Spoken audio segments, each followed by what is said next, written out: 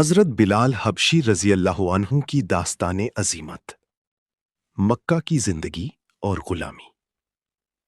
حضرت بلال مکہ میں امیہ بن خلف کے غلام تھے۔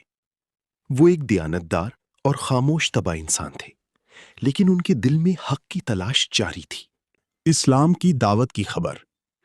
جب مکہ میں اسلام کی روشنی پھیلی تو بلال رضی اللہ عنہ نے چھپ کر نبی کریم صلی اللہ علیہ وآلہ وسلم کے پیغامات سنے اور ان کے دل میں توحید کی تڑپ پیدا ہوئی۔ قبول اسلام۔ حضرت بلال رضی اللہ عنہ نے نبی کریم صلی اللہ علیہ وسلم کی بارگاہ میں حاضر ہو کر کلمہ پڑھا اور بت پرستی کو ہمیشہ کے لیے چھوڑ دیا۔ امیہ بن خلف کا غصہ۔ جب امیہ بن خلف کو بلال کے مسلمان ہونے کا علم ہوا تو وہ آگ بگولا ہو گیا اور اس نے بلال کو اسلام چھوڑنے پر مجبور کرنے کا فیصلہ کیا۔ تپتی دھوپ میں تشدد۔ مکہ کی تپتی ریت پر جہاں درجہ حرارت انتہا کو چھو رہا تھا، امیہ نے بلال کو ننگے بدن لٹایا۔ سینے پر بھاری پتھر۔ ظلم کی حد کر دی گئی جب ایک بھاری اور تپتا ہوا پتھر حضرت بلال کے سینے پر رکھ دیا گیا تاکہ وہ سانس نہ لے سکیں۔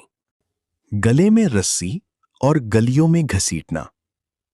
امیہ نے مکہ کے شرارتی لڑکوں کے حوالے بلال کو کر دیا، جنہوں نے ان کے گلے میں رسی ڈال کر انہیں پتھریلی گلیوں میں گھسیٹا۔ کوڑوں کی برسات۔ رات کے وقت انہیں قید کر دیا جاتا اور دن میں کوڑوں سے پیٹا جاتا، یہاں تک کہ ان کا جسم لہو لہان ہو جاتا۔ حضرت ابو بکر صدیق رضی اللہ عنہ کی آمد۔ حضرت ابو بکر صدیق رضی اللہ عنہ نے یہ ظلم دیکھا تو ان کا دل بھر آیا اور انہوں نے بلال کو خریدنے کی پیشکش کی۔ آزادی کا پروانہ۔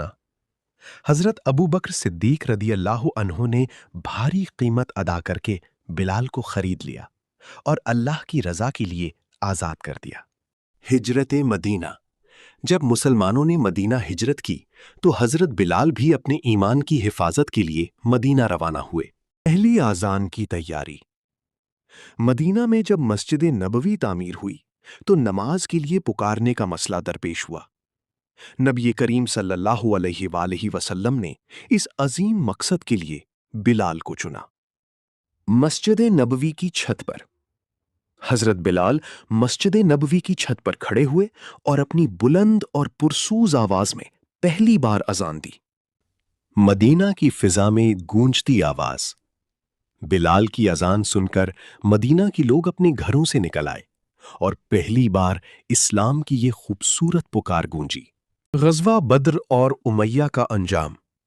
میدان بدر میں بلال رضی اللہ عنہ نے اپنے سابقہ ظالم مالک امیہ بن خلف کو دیکھا اور حق و باطل کے اس مارکے میں وہ اپنے انجام کو پہنچا۔ فتح مکہ اور کعبہ کی چھت۔ جب مکہ فتح ہوا تو نبی کریم صلی اللہ علیہ وسلم نے بلال کو حکم دیا کہ کعبہ کی چھت پر چڑھ کر اذان دیں۔ یہ ان کے صبر کا سب سے بڑا صلہ تھا۔ نبی صلی اللہ علیہ وسلم کی وفات کا غم۔ نبی کریم صلی اللہ علیہ وسلم کے وصال کے بعد حضرت بلال اتنے غمگین ہوئے کہ ان کے لیے مدینہ میں رہنا اور اذان دینا مشکل ہو گیا۔